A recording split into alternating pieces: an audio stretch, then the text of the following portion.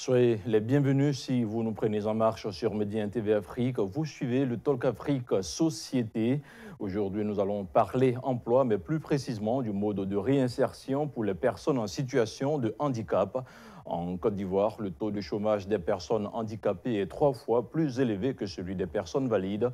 Pourtant, ce sont des personnes qui regorgent d'un potentiel énorme, des personnes capables de rivaliser avec des personnes bien portantes ou valides entre griffes.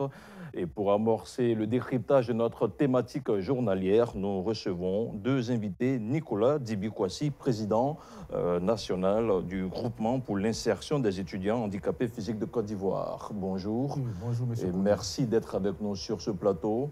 Nous avons également monsieur Alfred Kwasi, commissaire central à la Commission nationale des droits de l'homme de Côte d'Ivoire. Monsieur Alfred Kwasi, bonjour. Bonjour, monsieur Koundé. Merci d'être avec nous. Merci. Alors, nous démarrons avec vous, monsieur Alfred Kwasi. Tous les êtres humains naissent libres et égaux en dignité et en droit. Ils sont doués de raison et de conscience et doivent agir les uns envers les autres dans un esprit de confraternité, sinon de fraternité. On imagine que c'est cela donc votre credo au sein de la Commission nationale des droits de l'homme. Tout à fait. Tout à fait. Puisque ça, c'est la Déclaration universelle des droits de l'homme qui Effectivement. l'énonce. Donc, c'est notre credo. Et c'est à cela que nous œuvrons chaque jour pour que les droits de tout et chacun puissent être respectés en Côte d'Ivoire. Et nous sommes l'organisme en charge des droits de l'homme au niveau donc, de la nation et qui est chargé donc, de faire et la promotion, et la protection, et la défense des droits de l'homme et des droits de tous les hommes, y compris les personnes en situation de handicap. Alors, promotion, protection, défense, comment est-ce que vous mettez en œuvre ces différentes mesures au niveau de la Commission nationale des droits de l'homme? Okay. Au niveau donc de la protection, lorsqu'il y a des cas de violation des droits de l'homme, nous œuvrons à ce qu'il y ait, n'est-ce pas, réparation. Ou alors faire cesser, mettre fin à ces actions, parce que souvent les actions sont en cours. Souvent aussi, on entend dire que quelqu'un a subi une injustice. Donc, on veille à ce que cette personne soit rétablie dans ses droits. Alors, au niveau de la promotion, nous faisons connaître tous les instruments juridiques à la disposition des populations pour leur dire, vous avez des droits, vous pouvez les revendiquer, vous avez le droit de jouir de vos droits, et donc faire connaître ces droits, parce que souvent, c'est l'ignorance des droits qui fait que certains peuvent abuser de certaines personnes. L'État est obligataire devant les populations. Donc, au niveau de l'État, on dit que l'État a débiteur d'obligations. Les populations sont détenteurs de droits. Donc, de telle sorte que quand un individu est détenteur de droits et que l'autre, qui est l'État qui est un débiteur d'obligations, entre les deux, il y a la loi. Entre les deux, il y a les tests, il y a les conventions, il y a les traités, il y a tous ces instruments juridiques qui existent. Mais celui qui est détenteur de droits, s'il ne connaît pas ses droits, mais il ne sait même pas qu'il a droit à telle chose, et celui qui est obligataire, il ne peut même pas l'appliquer. Voilà. Donc nous veillons à ce que dans la promotion, on fasse en sorte que chacun connaisse ses droits. Très bien. Maintenant, au niveau de la défense, c'est ce qu'on fait chaque jour en tant qu'activiste, puisque là-bas aussi, il y a des personnes qui sont activistes des droits de l'homme qui se retrouvent là-bas, faire en sorte de faire cette promotion de façon active, voilà, pour qu'il y ait des changements dans le domaine des droits de l'homme. Merci beaucoup. Nous allons revenir vers vous tout à l'heure de plus ample manière pour décrypter notre thématique du jour. Monsieur Nicolas Dibikwasi, vous êtes le président central du groupement pour l'insertion des étudiants handicapés physiques de Côte d'Ivoire. Dites-nous d'où vous vient l'idée de vous regrouper. Est-ce l'indifférence des autres qui vous pousse à monter cette fédération, sinon ce groupement? Effectivement, nos aînés, dans les années 80, ont d'abord constaté qu'ils vivent la même réalité, la même réalité de s'insérer dans les universités, tant au plan académique, et au plan même dans les résidences universitaires. Et donc, se sont rassemblés en association pour pouvoir essayer, dans un premier temps, de relever ces difficultés-là auprès des autorités compétentes. Je fais référence, puisque nous sommes en milieu universitaire, aux présidents d'université, des universités et aussi aux différents directeurs des centres régionaux des œuvres universitaires. Et c'est l'idée qui a animé nos aînés à créer cette organisation. Et au-delà même de ça, ils ont aussi remarqué que l'insertion était problématique. Et donc, on ne s'arrête pas au niveau des universités. C'est aussi interpeller l'État de Côte d'Ivoire quant à l'insertion même des personnes handicapées qui sortent des différentes universités de Côte d'Ivoire. Alors, votre mouvement, il existe depuis combien d'années déjà? Depuis 1980 et l'année dernière déjà, nous avons célébré les 37, comment on appelle, les 37 ans de notre existence. Les 37 ans de votre organisation. Donc, à ce jour, combien de membres vous comptez au sein du GFC? Aujourd'hui, quand nous recensons, sur la base des données que nous disposons, il faut dire qu'en 2017, de Korogo en passant par Bouaké, Daloa jusqu'à Abidjan, nous avons recensé plus de 700 étudiants handicapés inscrits dans nos bases de données. Très bien. Alors, je rappelle, le thème du jour, c'est quelle insertion socio-professionnelle pour les personnes en situation de handicap. Je vous propose de suivre ce sujet que nous avons réalisé. Vous allez voir dans cet élément qui va suivre une école où des enfants valides côtoient des enfants invalides. Je vous propose de regarder cet élément. Nous sommes à Biabou, un quartier précaire situé dans la commune d'Abobo. Dans ce quartier de fortune se trouve une école pas comme les autres, le Centre d'alphabétisation et d'éducation non formelle, CENALFA. Un centre qui a pour particularité l'adoption d'un système éducatif appelé école inclusive. Un modèle qui permet de réunir dans une même classe des enfants en situation de handicap tels les sourds et muets et des enfants valides. Ici, tout comme la composition de la classe, leurs cours se font avec l'utilisation des mots, mais aussi avec la gestuelle. Dans ma classe, j'ai 2 personnes, des personnes en situation de handicap qui sont des sourds et des personnes dites normales, les personnes physiques. Et dans la classe, nous travaillons en symbiose. Il n'y a pas de souci entre les autres élèves et les autres enfants. J'utilise les signes, la langue des signes ivoirienne, comme on le dit. En même temps que je dispense les cours, je signe en même temps la moyenne des enfants. C'est très excellent parce que j'ai commencé le projet avec eux depuis l'année passée. Et depuis lors, dans tous mes classements, ce sont des enfants en situation de handicap qui sont toujours premiers. Au CP1, quand nous avons quitté la classe, venir au CP2, c'est une fille sourde qui était la première de la classe. Ici, pour les compositions de décembre, nous avons un élève qui est sourd du nom de Messi, qui est premier de la classe au CP2, qui dit que quand nous donnons la chance à ces enfants, ils peuvent montrer de quoi ils sont capables.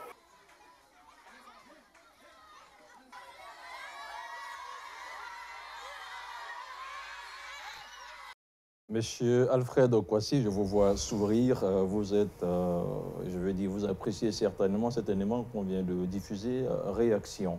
En réaction, nous sommes très heureux de voir que la chance a été accordée à ces enfants dans un quartier précaire et des enfants qui sont donc en situation de handicap. Nous connaissons ce projet parce que les initiateurs de ce projet-là ont été récompensés par la Commission nationale des droits de l'homme en 2017, puisqu'on a lancé un prix des droits de l'homme et c'est à eux qu'on a accordé le premier prix parce que le projet a vraiment touché le jury et pour nous, c'est un projet encouragé.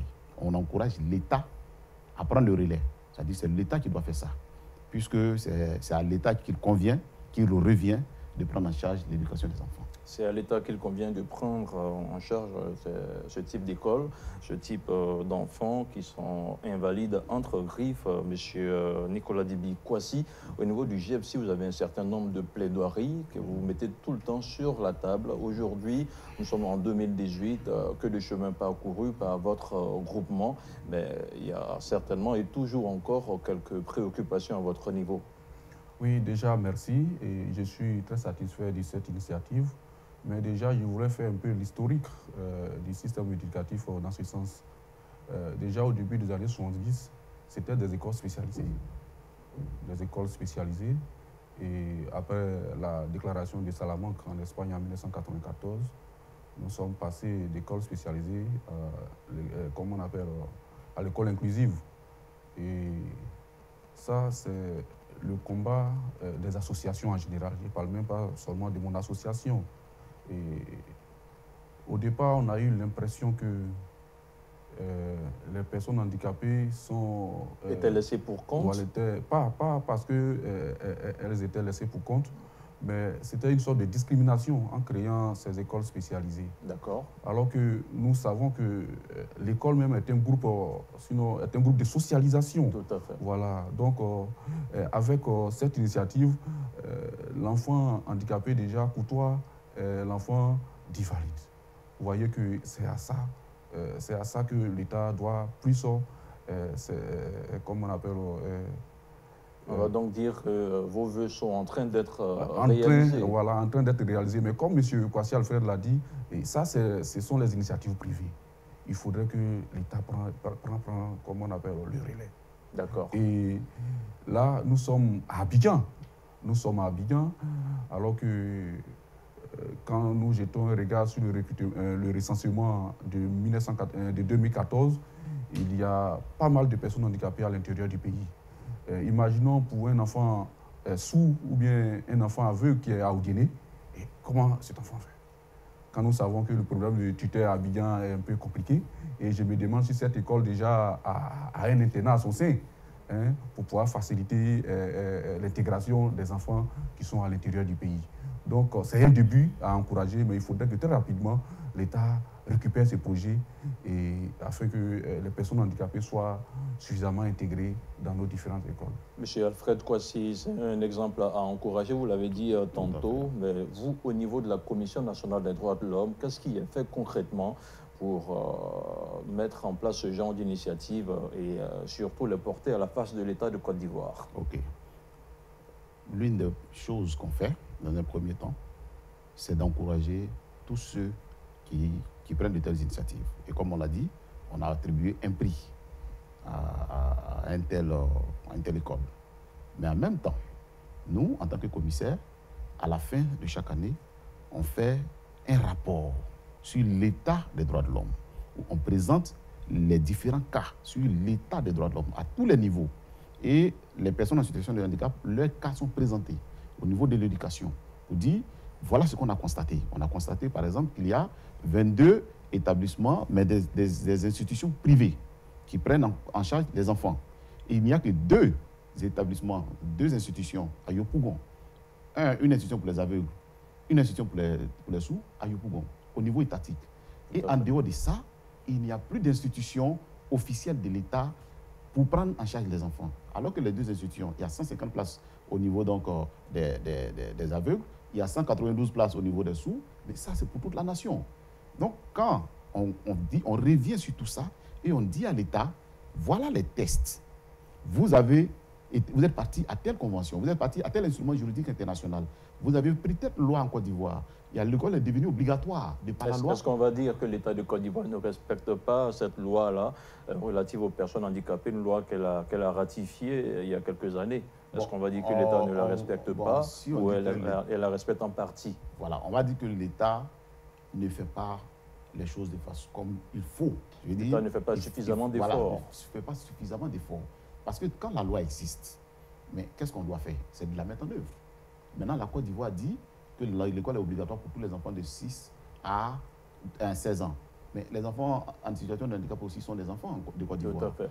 Donc, eux aussi, l'école est obligatoire pour eux. Mais il faut bien qu'ils partent à l'école. Mais ils vont à l'école où? Ils ne peuvent pas être dans ces classes-là. Puisque ceux-mêmes qui sont à Abidjan ne peuvent même pas suffire. Au niveau, donc, les places ne suffisent pas. Donc, il faut maintenant penser à autre chose. C'est ce que notre frère disait, l'école inclusive. Où les enfants en situation de handicap vont aller dans les écoles ordinaires. Cet enseignant qui était là tout à l'heure, c'est parce qu'il a été formé à la langue des signes qu'il peut prendre ses enfants en charge. Donc, si on forme les enseignants de l'école, c'est-à-dire les instituteurs qui vont dans les CAFOP, s'ils sont formés à la langue des signes, mais en même temps qu'ils prennent les autres enfants dans les classes ordinaires, mais l'enfant peut être aussi pris en charge. Si celui-là a pu apprendre, ça veut dire que quelqu'un d'autre peut apprendre. Vous pouvez apprendre, moi je peux apprendre, l'autre aussi peut apprendre. Donc, il suffit que l'État décide que dans les curricula de formation au niveau donc, des établissements comme les CAFOP, on met la langue des signes, mais à partir de là, tous les enseignants sont avec ça. Et au village, un enfant qui est au village, dans un village, on peut dire, perdu quelque part. Un village quelconque. Un village quelconque, mais il va à l'école. Il n'a pas besoin qu'il vienne jusqu'à Abidjan pour venir faire, bon, chercher un tuteur, comme il le dit. Un enfant de combien d'années, il va avoir quel tuteur? Donc, pour nous, à la commission, on fait des recommandations à l'État. On fait des recommandations. Chaque année, on fait le point sur les droits de l'homme, ce qu'on a constaté, ce que l'État a fait, qu'on a vu que c'est positif, parce que l'État fait des choses. Si aujourd'hui, on peut parler de l'État de cette façon aisée, c'est parce que l'État a été parti à plusieurs tests. Tout à fait. Si l'État n'avait pas mis entre l'État et les individus la loi, mais on n'allait pas pouvoir revendiquer quelque chose. Donc l'État de Côte d'Ivoire a été un très bon élève en matière de signature et de ratification des instruments juridiques internationaux. Et dans l'application, c'est autre l'application, chose. là, vraiment, c'est là que le combat se fait et tout le monde se met ensemble. Nous, au niveau de la Commission nationale des droits de l'homme, nous encourageons l'État chaque fois à travers les tests et nous faisons aussi des notes techniques au gouvernement pour dire sur tel aspect, il faut le faire, sur tel aspect, il faut faire ceci. Alors, Nicolas Dibi-Kouassi, M. Alfred Kouassi l'a dit tout à l'heure, l'État de Côte d'Ivoire était un très bon élève dans la ratification des conventions internationales, mais un mauvais élève dans les applications sur le terrain. On sait que vous plaidiez pour l'institutionnalisation des lois d'orientation au sein de la fonction publique de Côte d'Ivoire. Dites-nous que recherchiez-vous exactement? Effectivement, nous recherchons l'insertion à part entière des personnes handicapées au sein de la société ivoirienne. Et quand l'État ratifie une convention, je prends par exemple la dernière convention, c'est la Convention des Nations Unies relative aux droits des personnes handicapées. Et cette convention même présente en son sein les modalités d'application de la dite loi. Et il manque un réel volontiers à l'État de Côte d'Ivoire pour son application. Je prends l'article 27 qui parle de l'employabilité. Quand vous regardez, vous lisez bien l'article, vous allez voir que on présente la manière dont la loi doit être appliquée à l'État. Mais l'autre aspect aussi qui nous échappe, c'est que l'État n'a pas ratifié le protocole facultatif.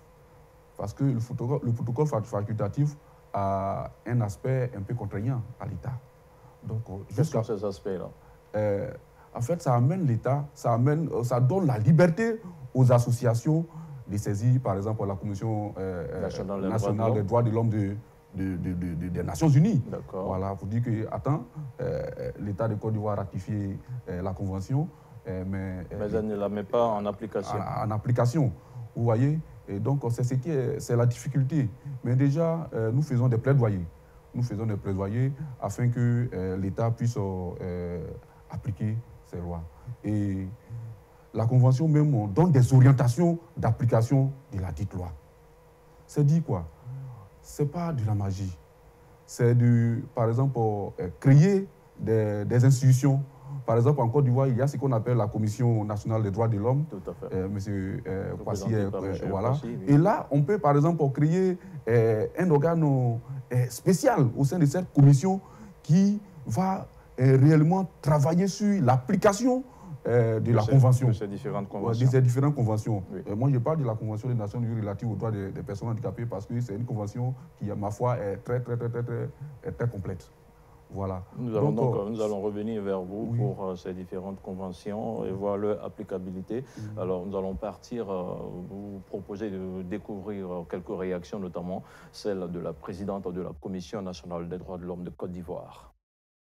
La Commission nationale des droits de l'homme veille à la mise en œuvre de la Convention des Nations Unies sur les personnes vivant avec un handicap qui a été ratifiée par la Côte d'Ivoire en janvier 2014. Avec la reprise du recrutement dérogatoire qui permet à certains handicapés de rentrer dans la fonction publique sans passer le concours, la Commission nationale suit de très près ce processus. Certains pays comme le Mali ont traduit des dispositions pertinentes de cette convention en loi. La Côte d'Ivoire également, par rapport au recrutement dérogatoire, faire en sorte de faciliter l'insertion des personnes vivant avec un handicap. Et donc, les pays qui n'ont pas encore ce processus, nous sensibilisons les institutions sœurs à faire en sorte que les pays non seulement ratifient la Convention, prenne des dispositions pertinentes de cette Convention qui nous semblent assez complètes et les traduit en loi. L'État fait sa part en prenant des lois, en ratifiant des instruments juridiques. Les députés sont des acteurs informels, si je peux m'exprimer ainsi, de promotion des droits de l'homme parce que c'est l'hémicycle quand même qui autorise la ratification de conventions. Vous avez des ONG qui sont des acteurs formels qui, elles aussi, font ce qu'elles peuvent. Mais, donc, je peux vous dire aisément que la mise en œuvre d'un instrument doit être l'affaire de tout le monde. Voilà, c'était la réaction de Mme Namizata Sangaré, présidente de la Commission nationale des droits de l'homme de Côte d'Ivoire. On le voit, M. Alfred Kouassi, que certaines préoccupations sont prises en compte au sein de la Commission nationale des droits de l'homme de Côte d'Ivoire. Madame la présidente a parlé de recrutement à titre dérogatoire, des recrutements qui se sont déroulés en 2017. Pouvez-vous revenir là-dessus de façon succincte? Effectivement, on va le dire, depuis 1997, l'État de Côte d'Ivoire procède au recrutement dérogatoire de certaines personnes en situation de handicap. Et jusqu'à 2017, il y avait environ 1000 personnes qui avaient été recrutées. Mais en 2017, le ministre de l'Emploi et de la Protection sociale a annoncé le recrutement de 158 personnes en situation de handicap. D'accord. Maintenant, c'est ce qu'on attend pour ajouter aux 1000 qui avaient déjà été recrutés. Donc la présidence, elle est plutôt contente de savoir qu'on va encore recruter les personnes en situation de handicap. Donc, c'est quelque chose que nous encourageons. Mais comme notre frère le disait tout à l'heure, il souhaite beaucoup reste à faire. Voilà, beaucoup reste à faire. Mais ce qui reste à faire surtout, c'est qu'on a une loi qui existe en Côte d'Ivoire, que l'État de Côte d'Ivoire même a voté et adopté en 1998. Et dans cette loi, les dispositions de ce recrutement sont dans cette loi. Seulement, l'application de la loi a été assujettie à la prise des décrets d'application. Mais ces décrets, c'est l'État qui doit les prendre. Et depuis 20 ans, l'État n'a pris aucun décret. Il suffit simplement qu'en Conseil des ministres, les décrets soient pris, qu'on n'a même plus besoin de faire des plaidoyers encore pour institutionnaliser, puisque la loi existe déjà. Il faut qu'on les mette en œuvre. Et une fois qu'on met en œuvre, ce n'est plus... Parce que là, ce qui se passe, c'est qu'il y a eu le recrutement en 1997, il y a eu le recrutement en 2001, 2003, après 2005, après 2008, après 2015, après 2017. Mais ça veut dire que ça dépend des autorités sporadiques, on va dire. Voilà. Mais si ça est dans la loi et qu'on prend les décrets et qu'on établit la périodicité, on n'a plus besoin de savoir que les personnes en situation de handicap, parce qu'il y en a qui sont vieux. Il y a des gens qui arrivent, qui ont 45 ans, qui ont 49 ans, qui ont 50 ans et qui viennent déposer leur dossier. C'est maintenant qu'ils vont rentrer à la fonction publique. Parce que jusqu'à présent, ils n'ont pas encore trouvé quelque chose à faire. Tout à fait. Donc pour nous, c'est important que l'État puisse organiser tout ça. Mais certainement qu'on mette tout ça dans un document de politique. Très bien. C'est ce qui manque. Nicolas Dibi Kouassi, des pistes de solutions, on a vu que beaucoup reste à faire. Vous êtes certainement satisfait de ce qui se fait déjà sur le terrain en termes d'application de ces différentes mesures prises par l'État de Côte d'Ivoire. Alors, est-ce que vous avez d'autres propositions en la matière avant de boucler cette émission? Ok, merci beaucoup, M. Kouné. Et tout à l'heure, je ne reviendrai pas sur ce que M. Kouassi a dit, mais le ministre l'a annoncé. 158 personnes seront recrutées à la fonction publique. On a même fait une conférence pour saluer le gouvernement, parce que c'est la première fois depuis 2003 qu'il y aura recrutement sans que les personnes handicapées ne prennent la rue, parce que c'est la réalité aussi. Voilà. Et on annonce 158 personnes, et sur quelle base on octroie 158 places aux personnes handicapées à la fonction publique pour une interrogation? Ça, c'est une autre question. C'est une autre question. Pourquoi je pose la question? Parce que M. Kouassi a dit tout à l'heure, il y a des mesures qui sont prises et ces mesures-là sont dans nos tests. Vous prenez, j'ajoute le nouveau Code du travail. Hein, chapitre, je crois, à l'article 12, on dit clairement qu'un quota doit être défini pour les personnes handicapées. Mais jusqu'à présent, il n'y a pas de décret d'application. Décret d'application de cette loi. Vous voyez, alors qu'en 2018, le gouvernement prévoit recruter 15 846 personnes à la fonction publique, on dit qu'on va recruter 158 personnes à la fonction publique. Seulement Vous voyez, 158 personnes invalides. À la fonction publique. Et quand on fait le ratio, nous sommes à 1%, à moins du 1%. À moins du 1%. Nous estimons que c'est faible. C'est vrai que la volonté de l'État est de recruter les personnes handicapées à la fonction publique, mais il faudrait que ça soit fondé sur quelque chose. Très bien. Et ce quelque chose-là, c'est la loi. Merci, M. Nicolas Dibikwasi, président national du groupement pour l'insertion des étudiants handicapés physiques de Côte d'Ivoire. Merci d'avoir été avec nous. M. Alfred Kwasi, votre mot de la fin. Mon mot de fin, c'est que l'État de Côte d'Ivoire adopte un document de politique nationale dans lequel il va avoir tous les éléments concernant la mise en œuvre des droits en faveur des personnes en situation de handicap. Et qu'on ne reste pas en train de faire les choses de façon sporadique. Très bien. Parce qu'il y a des actions qui sont salutaires, mais qui ne s'inscrivent pas dans un document global. Et c'est important qu'on puisse avoir ce document de politique nationale. Merci beaucoup, M. Alfred Kwasi, commissaire central des droits de l'homme à la Commission nationale des droits de l'homme de Côte d'Ivoire. Voilà qui referme ce Talk Afrique Société. Merci à vous tous qui l'avez suivi. L'information continue sur Média TV Afrique. Bonsoir.